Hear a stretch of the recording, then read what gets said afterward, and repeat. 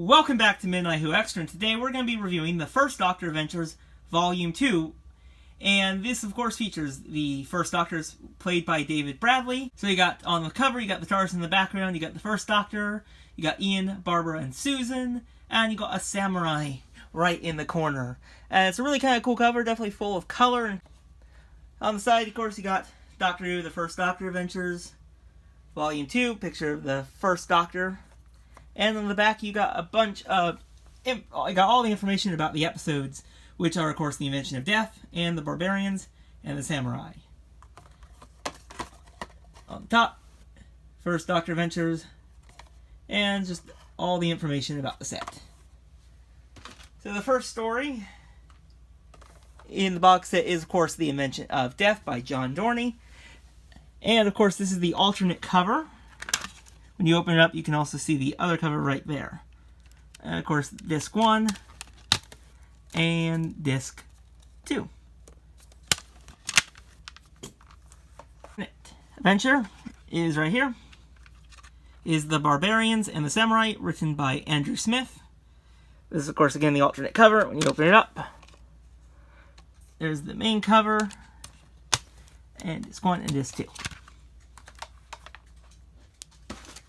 Now, it does come with a bonus disc behind the scenes.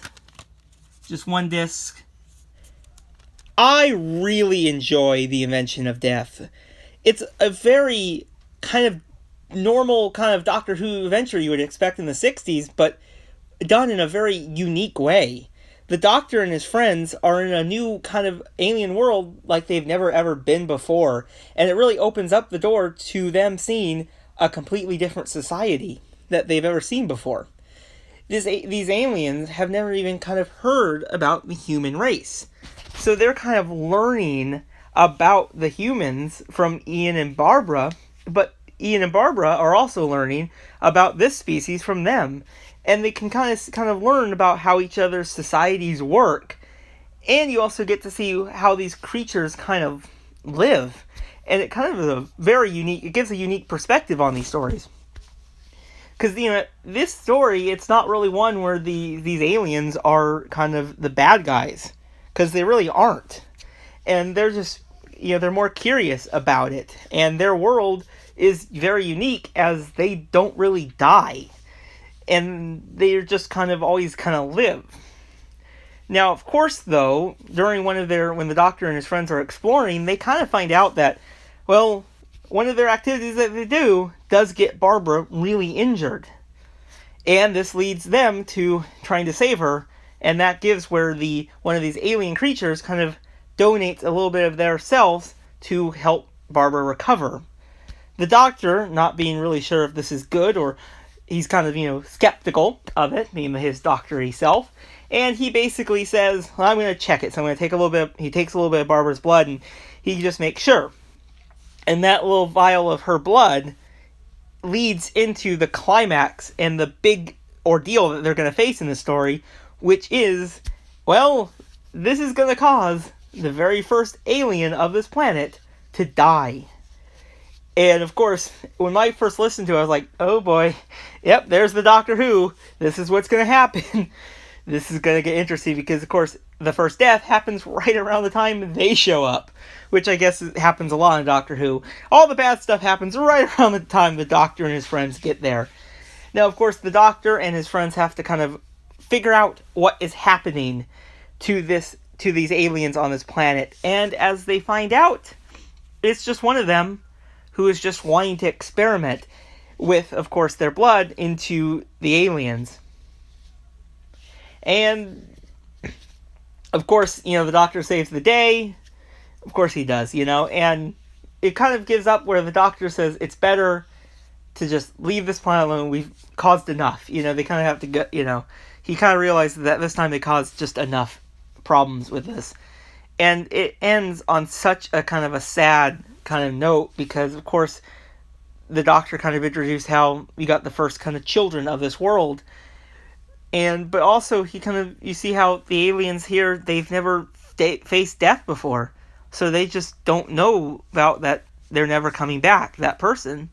And it ends on a very sad kind of note. But I do like how the story did end with, in the classic kind of thing where it kind of opens up to the next story. But I really like The Invention of Death. It was a great listen. It felt like you're kind of listening to a nice 1960s Doctor Who story about them experiencing a brand new world. The Barbarians and the Samurai is a fantastic historical Doctor Who adventure. I think the setting of the story is a great choice, as of course in 19th century Japan, there is no kind of Westerners allowed into the land of Japan. And of course, when the Doctor and his friends land there and they discover where they are, they realize that they're going to get in some serious trouble and they better get back to the TARDIS because the samurai are going to be on their trail. Now, they do get caught by the samurai and they are taken to the leader of Japan. And once they get there, they're mistaken for someone else, which is very classic Doctor Who, and the Doctor kind of just goes with it because this way they won't be punished. Now, of course, this does not really last too long, as they discovered that they are not who they say they are, and of course, this leads into the classic Doctor Who, where now the Doctor has to figure out how to get out of the situation. And of course, as the story goes along, they, of course, do figure it out, and they are off to another adventure. And I really think the way they do it is in a completely different landscape. They also have to kind of know that, the Japan, they're not really allowing much Westerners, so they are not very also trustworthy yet.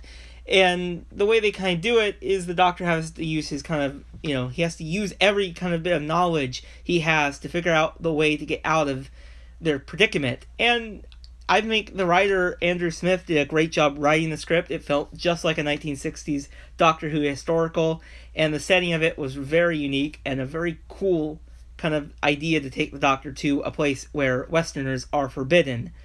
And overall, this is a great story. Again, was a fantastic box set.